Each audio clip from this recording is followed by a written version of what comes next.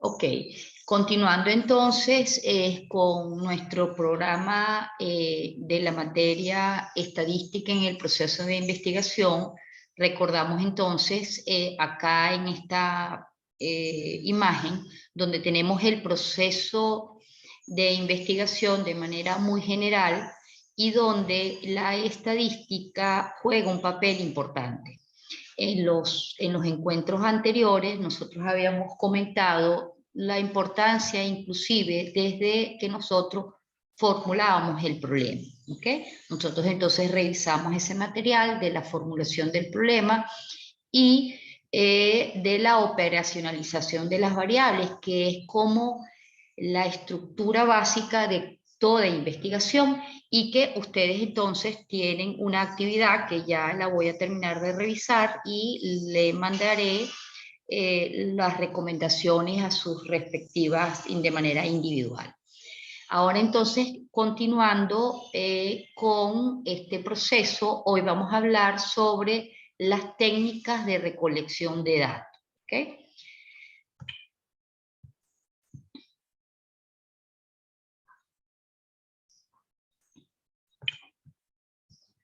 Cuando hablamos de las técnicas de recolección de datos,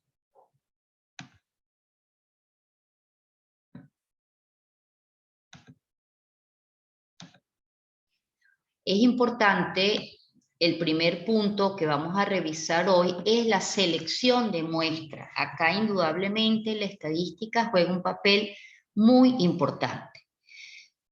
Primero debemos definir los casos, participantes o seres vivos, o objetos, fenómenos o sucesos o comunidades sobre los cuales se habrá de recolectar los datos. Es bien importante desde el inicio tener claro qué variables, que acuérdense que en el caso de la definición de las variables y de la operacionalización de las variables, estas son cajitas vacías, ¿verdad?, que nosotros vamos a llenar con información que se va a generar justamente de esa recolección de información. Pero antes de iniciar este proceso es muy importante la selección de la muestra, y para seleccionar la muestra debemos también tener claro quiénes van a ser aquellos objetos de estudio. Una vez que tenemos claro quiénes son los objetos de estudio, debemos delimitar nuestra población. Recordando un poco aquellos conceptos de estadística, la población es el total de elementos que nosotros debemos revisar o investigar, y eso va a depender indudablemente de las indicaciones del investigador. Después entonces nosotros debemos elegir el método de la selección de la muestra, que puede ser probabilística o no probabilística. Ya vamos a ver más adelante refrescar estos conceptos. Posteriormente debemos precisar el tamaño de muestra requerido, aplicar el procedimiento de selección y obtener la muestra. Entonces, estos a grandes rasgos los pasos que nosotros debemos seguir, que está involucrado, en este caso, la selección de la muestra. Ahora, vamos a revisar estos conceptos, que es una muestra probabilística y que es una muestra no probabilística o dirigida, que nosotros esto lo vimos en estadística 2 o en estadística 3, pero ahora entonces le vemos más sentido, ¿verdad? Porque esto lo vamos a asociar a nuestra investigación. Una muestra probabilística es un subconjunto de la población en la que todos los elementos de esta tienen la misma probabilidad de ser elegidos. ¿Qué quiere decir esto? Nosotros tenemos nuestra población bien delimitada a quien nosotros queremos dirigir una investigación, y nosotros vamos a seleccionar una muestra, pero lo vamos a seleccionar de manera aleatoria. En teoría, cada elemento de la población tiene igual probabilidad de ser seleccionada como parte de la muestra. Por otro lado, tenemos la muestra no probabilística o dirigida. Es un subconjunto de la población, igual como la muestra probabilística, en que la elección de los elementos no depende de la probabilidad, sino de las características de la investigación. Ustedes podrán preguntarse, profesora, pero ¿qué es lo ideal? ¿Una muestra probabilística o una muestra no probabilístico dirigida? Eso va a depender de las características de la investigación. Por ejemplo, si usted quiere hacer una investigación sobre un accesorio que utilizan los neurocirujanos, por ejemplo, un instrumento muy particular que necesitan los neurocirujanos, y a usted le encarga la investigación sobre el mercadeo de este instrumento. Usted no puede tomar una muestra, por ejemplo, en la Facultad de Ciencias Económicas y Sociales, ¿verdad? Inclusive, usted pudiera ir a un instituto hospitalario, sea público y privado, y hacer una selección o una muestra de todos los médicos, ¿verdad que no? ¿Por qué? Porque estamos hablando de un instrumento muy particular que solo lo van a utilizar los neurocirujanos. Entonces, eso va a ser una muestra dirigida. ¿Por qué? Porque usted va a ir a seleccionar específicamente a los médicos neurocirujanos. Inclusive pudiera ser más específica, a lo mejor este es un instrumento que solamente manejan unos neurocirujanos que tienen una particularidad, por ejemplo, que manejan una técnica particular. Entonces estamos hablando de una muestra dirigida. Entonces, fíjense cómo va a depender de las características de mi investigación. Entonces, repito, cuando hablamos de una muestra probabilística, es una muestra que usted va a seleccionar donde cada elemento tiene igual probabilidad de ser seleccionado como parte de la muestra, cada elemento de la población, por supuesto. Y en la no probabilístico dirigida es donde el investigador va directamente a los elementos que le interesan para ser seleccionados como parte de la muestra. Por supuesto que para que una investigación sea válida y usted necesita o decide hacer una muestra no probabilística o dirigida, debe sustentar muy bien por qué usted decidió hacer este tipo de muestreo. Ahora, el muestreo más utilizado es las muestras probabilísticas, ¿verdad? Y los métodos de tomar muestras probabilísticas, los más utilizados son los que están acá, y esto ya nosotros lo vimos en nuestra oportunidad en estadística 3 o en estadística 2, pero vamos entonces a repasar este tipo de muestreo. El primero, un muestreo aleatorio simple, es aquel que cada elemento de la población tiene igual probabilidad de ser seleccionada como parte de la muestra. Es, por ejemplo, donde usted coloca en un recipiente 10 fichas y usted toma al azar una ficha, ¿verdad? Y entonces las 10 fichas tienen igual probabilidad de ser seleccionadas, o sea que la probabilidad de que usted seleccione una ficha es 1 entre 10, ¿verdad? Este es el método más adecuado, pero entonces dice, profe, es muy sencillo cuando usted está hablando de 10 fichas, pero por ejemplo, si usted está hablando de que usted va a tomar un muestreo de la facturación de una empresa y usted necesita tomar, por ejemplo, 100 facturas como parte de la muestra, usted para hacer este muestreo necesitaría tener identificadas todas las facturas, ¿verdad? Y usted pudiera decir, bueno, yo voy a colocar todas las facturas en un recipiente y tomo al azar cada factura, ¿verdad? Pero a veces en la realidad es muy difícil que usted tenga todas las facturas en un recipiente.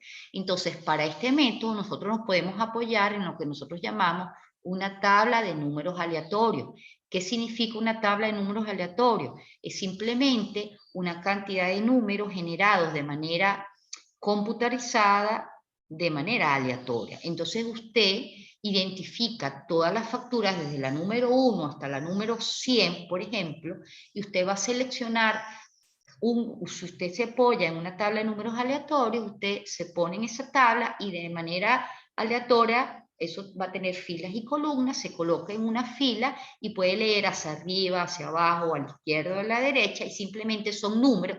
Le sale el número 15, usted va a tomar la factura que está numerada como la número 15. Le sale el número 40, usted va a tomar la factura que tiene identificado el número 40, y así sucesivamente. También la calculadora genera números aleatorios más adelante. Es lo mismo como tener una tabla de números aleatorios impresa, que en la que usted lo puede buscar por internet. La calculadora también genera números aleatorios. Entonces usted simplemente genera el número de la calculadora y le sale el número 8. Usted selecciona el número, la factura que está señalada como la factura número 8.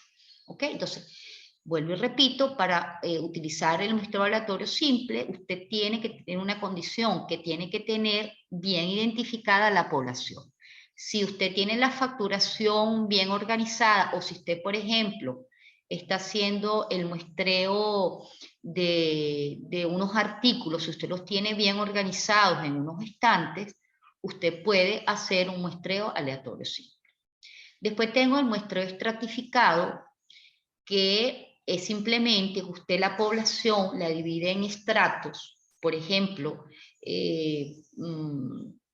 productos de primera, de segunda y de tercera calidad. Entonces el estrato 1 es de primera calidad, el estrato 2 es de segunda calidad y el estrato 3 es de tercera calidad. Entonces usted va a tomar muestras de cada uno de los estratos.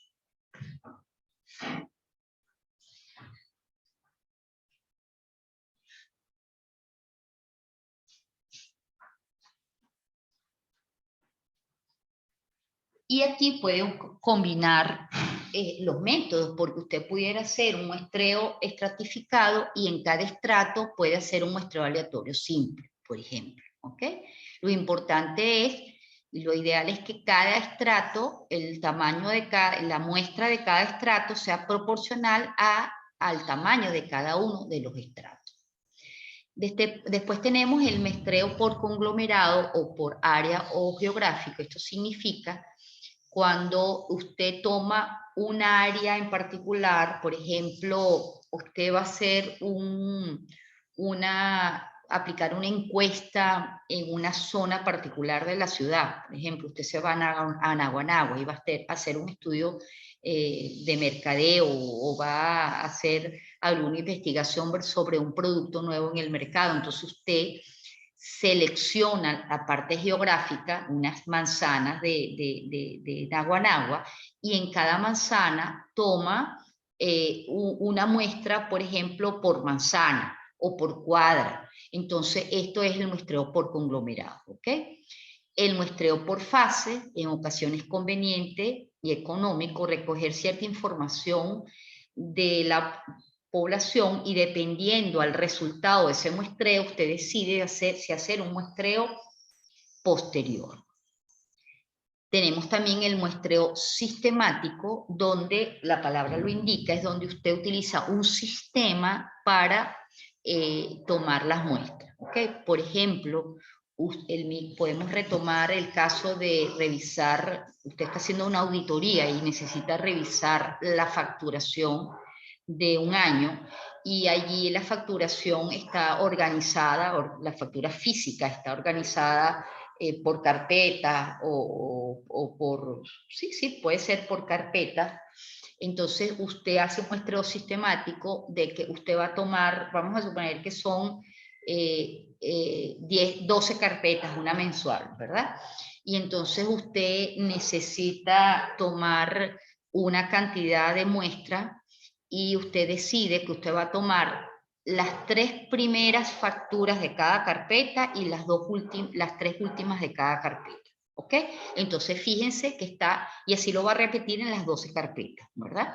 Entonces está siguiendo un sistema para tomar esa muestra. O, por ejemplo, si usted va a hacer una auditoría, un muestreo de productos, y los productos están organizados por estantes, por bandejas, entonces usted puede decir, bueno, yo voy a tomar 2 productos del inicio, 2 productos de la parte central y 2 productos de la parte superior o final. Entonces está utilizando un sistema para tomar las muestras.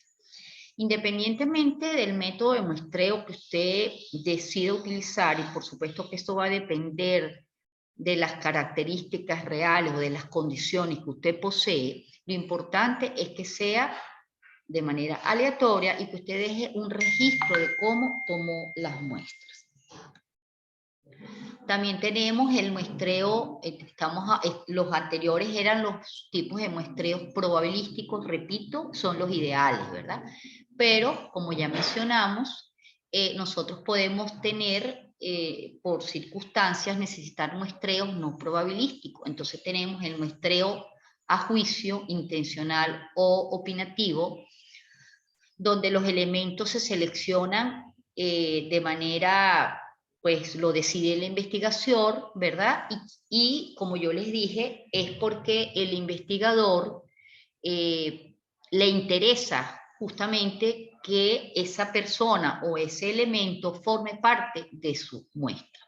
Muestreo por conveniencia, donde se eligen los elementos, está más al alcance del investigador, ¿verdad? Porque eso puede ser, a veces la parte económica juega un papel importante aquí, porque de repente nosotros económicamente nos conviene más un tipo de elementos como parte de la muestra.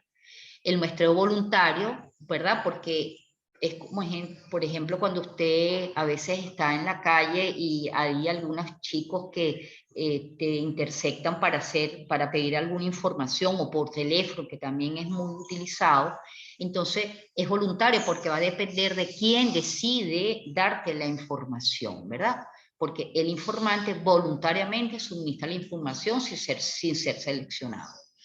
Y muestreo por cuotas es un número de entrevistas, encuestas, condicionadas o condiciones que se fijan al encuestador para que a su vez seleccione los elementos en la forma que considere oportuno. O sea, el investigador inicia el muestreo y él toma la decisión, ¿verdad?, de cómo continuar ese proceso de investigación. Entonces, fíjense que hasta este momento estamos hablando entonces de métodos de muestreo. Fíjense que no estoy hablando en ningún momento de cantidad ni de calidad, sino el método de muestreo. Y por supuesto que, repito, usted lo va a decidir en función de las características de tu investigación.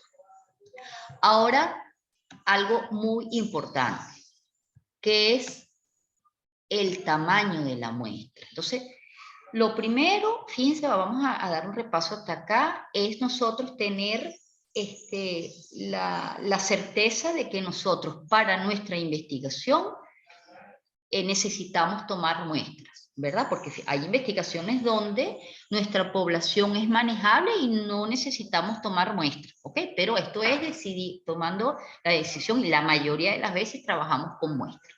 Entonces, una vez que usted decide trabajar con muestras, decide cómo va a seleccionar esa muestra, el método de muestreo, que es lo que acabamos de ver hace un momento, ¿verdad? Pero también tiene que necesitar el tamaño de la muestra, y el tamaño de la muestra es sumamente importante para la calidad de información que se va a generar de este muestreo. Entonces, para nosotros determinar el tamaño de la muestra, podemos tener poblaciones infinitas o poblaciones finitas. ¿Qué significa que nosotros tenemos poblaciones infinitas? Dice, profe, que las poblaciones son infinitas. No, no, no. Sino que de repente cuando usted no puede determinar exactamente el tamaño de la población, usted la considera como infinita. ¿Ok? Entonces, acá estas dos fórmulas son, por ejemplo, si usted va a hacer un muestreo de la producción de un almacén, y usted no sabe cuántos productos hay en el almacén. O sea, esa población en teoría es finita. Bueno, porque ahí está la producción, pero si usted no tiene manera de determinar cuántos elementos, cuántos productos hay, usted considera que esa población es infinita. ¿Ok? Entonces, si la población es infinita, tenemos dos fórmulas. La primera fórmula es cuando yo voy a trabajar con características en valores absolutos. O sea que usted necesita, por ejemplo, promediar las ventas, promediar los costos, o sea, donde los resultados vienen dados en unidades absolutas. O sea, valores, bolívares, personas, kilos, tiempo. Pero acuérdense que también podemos tener características que las vamos a medir con valores porcentuales. O sea, cuando usted va a investigar sobre porcentajes o proporciones. Si nosotros recordamos un poco el contenido de estadística 3, ¿verdad? Acuérdense que nosotros hacíamos estimaciones de promedios o estimaciones de proporciones. Cuando usted va a promediar promedios, va a usar la primera fórmula, ¿ok? Y cuando usted va a estimar proporciones, utiliza la segunda fórmula. Vamos entonces a refrescar estos elementos que en nuestra oportunidad nosotros lo vimos en estadística 2 y 3. La fórmula es, para trabajar con características en valores absolutos, z al cuadrado, sigma al cuadrado, entre error al cuadrado. ¿Qué significa la z al cuadrado? Z es la Z que va a depender del nivel de confianza con que usted va a trabajar. Los niveles de confianza más utilizados son 90%, 95%, 99%. Recuerden entonces que ustedes en la tabla de la normal, ¿ok? Usted busca en la tabla de la normal en el valor más cercano a 0,90 y la Z que lo genere es ese Z de nivel de confianza. Sigma es la dispersión de la variable y es el error máximo permitido.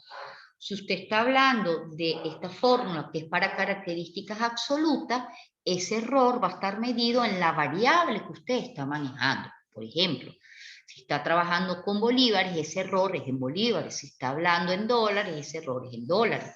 Si está hablando en kilos, ese error es en kilos. Si está hablando de facturas, ese error viene en número de facturas.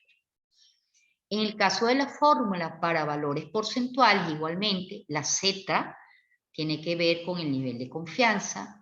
Y acá P es el porcentaje de éxito y Q es el porcentaje de fracaso. Recordando un poco los conceptos de la distribución binomial, acuérdense que P es la probabilidad de éxito y Q es la probabilidad de fracaso.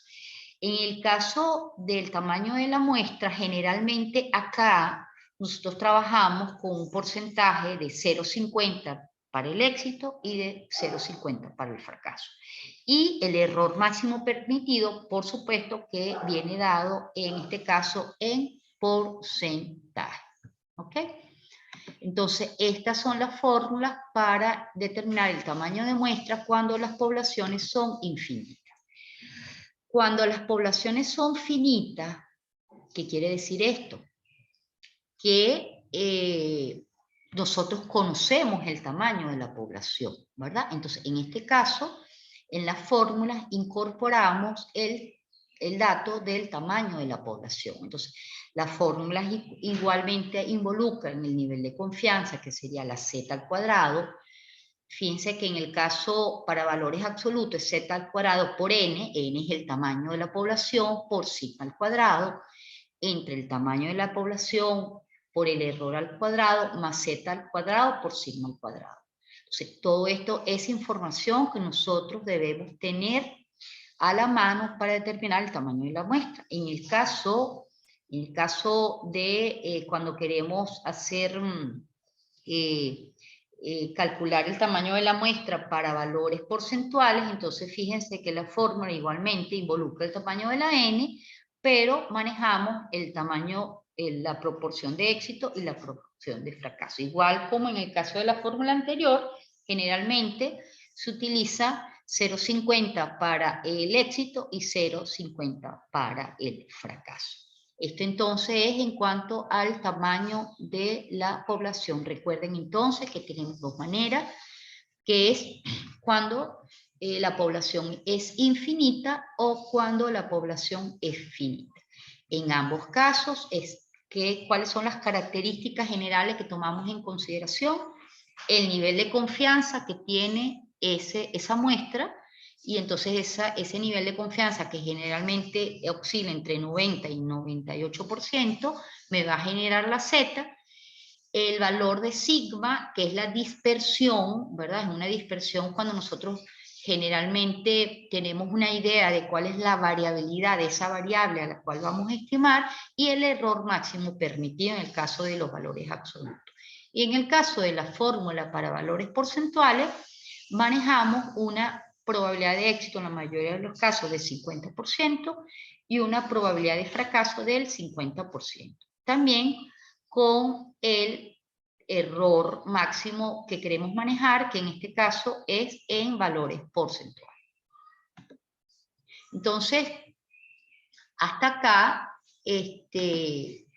tendríamos lo que vamos a revisar, o que nosotros necesitamos revisar para la selección de la muestra, que involucra el tamaño adecuado de la muestra y la selección que vamos a utilizar para el método utilizado para seleccionar esta muestra. Ricardo, hasta el momento, ¿todo bien?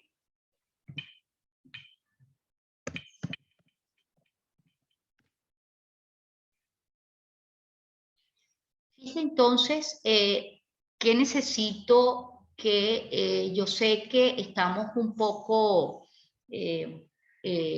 vamos a decir, con el tiempo, pero quiero que no se preocupen, pues, con toda la seriedad que trato de llevar con mis clases y mis estudiantes.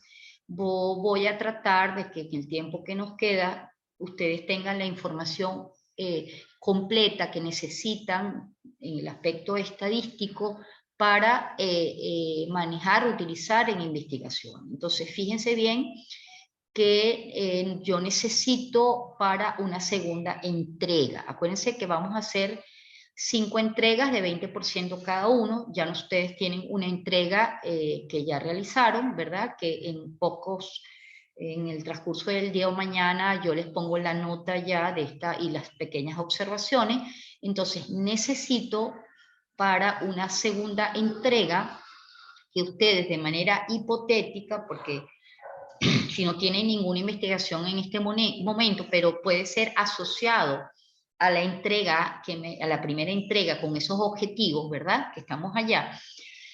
Vamos entonces a seleccionar un método de muestreo, ¿verdad? Vamos a seleccionar un método de muestreo justificado, porque ese es el método más adecuado en función de la investigación que ustedes, el título que ustedes me entregaron en la primera entrega, y valga la repetición, y van a calcular un tamaño de muestra y van a seleccionar la muestra. ¿Ok? Por supuesto, todo esto es hipotético, ¿ok? Es hipotético, pero ustedes van a hacer ese ensayo de cómo hacer. ¿Te parece, queda claro, Ricardo?